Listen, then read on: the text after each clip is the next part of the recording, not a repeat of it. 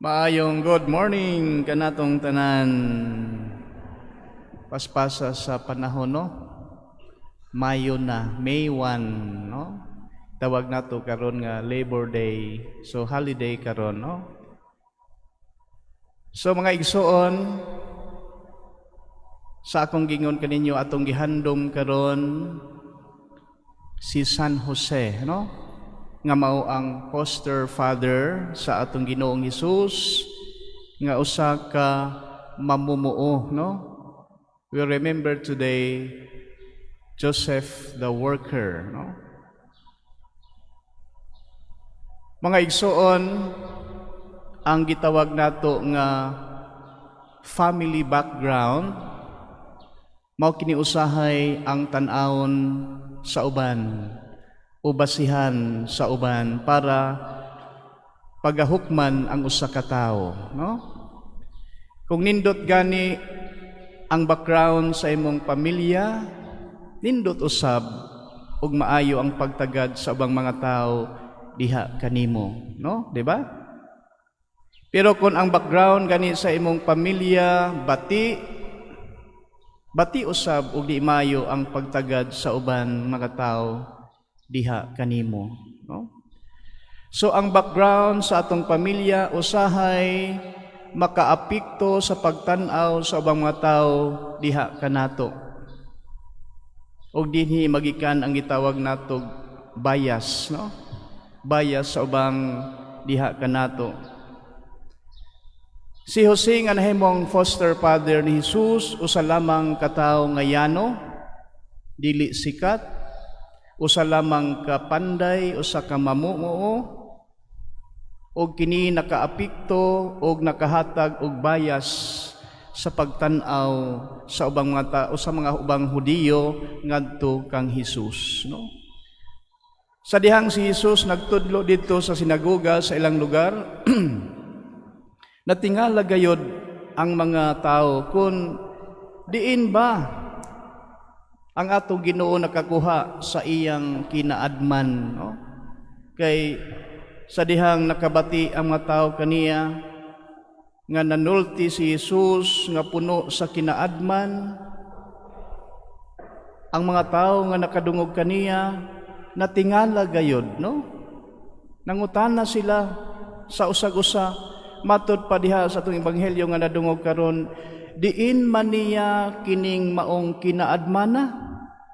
Asa man siya nakakuha niini nganong ing-ana man siya kamaayo, manulti puno sa kinaadman no?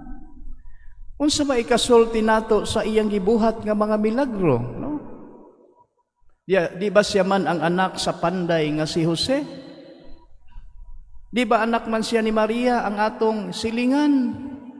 Diin man niya kinikuhaa kining maong kinaadmana. So nakaila sila pag-ayo sa background ni Jesus sa iyang pamilya nga gikanan. Mao na nga mura bag questionable para sa ila nganong ing-ana man ang kinaadman ni Jesus no?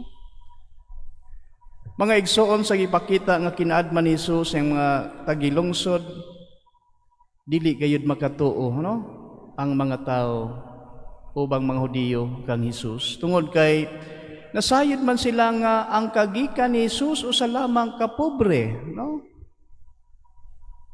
Si Jose usa lamang ka panday, ug si Maria usab usa lamang kayano nga pagkainahan ni Jesus, no? So ang mga tao adunay matawag nato nga bias ngadto kang Hesus. Mao na nga bisag unsay buhaton ni Jesus mura bag dili sila believe kang Hesus no. Tungod sa background sa pamilya nga gikanan ni Jesus nga atong Ginoo. Mao na nga bisan pa unsa ka maayo ang gipakita sa atong Ginoo sa mga tao, bisan pa man sa mga milagro nga gibuhat sa atong Ginoo, murag di gihapon sila makatuo kang Hesus no. O kabalo mo unsa ang hinungdan nga wala sila motuo kang Hesus? You know what prevents them from believing Jesus? It is because of their pride, no? It is because of their pride. tungod kini sa ilang garbo, no? Ilabi na kadtong mga arang-arangan nga pamilya, arang-arangan kahimtang nga nakaangat sa kahimtang compared to the family of Jesus, no? Maglisod sila pagtuo og pagdawat sa gibuhat ni Jesus. They refuse to believe in Jesus because of their bias and pride. So ingana gayud ang mahitabo kung anaa kanato ang garbo o kung aduna tay bias ngadto sa usa ka tawo, no? Mao na nga si Jesus miingon, ang usa ka propeta tinahod bisan diin gawas sa lungsod nga iyang gipuy-an, no? Tinuod na mga igsoon, kung nakaila gani ang tawo nimo kay bawo sa imong baho, bisag unsa pa imong gibuhat nga maayo, di gyud na mo tuo nimo, no? So ingani ang nahitabo sa atong Ginoo. Mga igsoon, sa atong ebanghelyo nga nadungog si Jesus nga atong Ginoo wala gayud mubuhat og daghang milagro didto sa iyang lungsod kay wala man sila'y pagtuo kaniya. So mao kini ang nahitabo. Imbis na mubuhat sig milagro sa iyang tagilungsod, wa mamumutuo nako, dili ko magbuhat og milagro dinhi kay wa mamumutuo, no? So mga igsoon, unsay hinungdan ngano nga wala magbuhat si Jesus og milagro sa iyang dapit? Tungod kay wala man sila'y pagtuo kang Jesus, no? Mga igsoon, mao na nga importante gayud nga aduna tay pagtuo sa atong Ginoong Jesus ngano man. Kay kung aduna tay pagtuo, something's good will happen to us, no? Kanabitaw na ay moduol nako unya inahuman ako misa, adunay moduol nako magpa-pray over kay mo take daw sila board exam, no? So pag human ako ampo, ako silang ingnon nga i-claim na, no? I-claim nga mipasar kanas o karon pa lang pasalamatin na ang Ginoo ing na Lord, salamat bisan wala pay resulta, salamat sa imong pagpapasar kanako. Unya kung mupasar na ka, ingon ko, balik diri para magpasalamat pag-usab, no? Og tinuod baya mga igsoon, no? Mubalik sila og mangita nako kay magpasalamat kay may pasar daw sila sa board exam.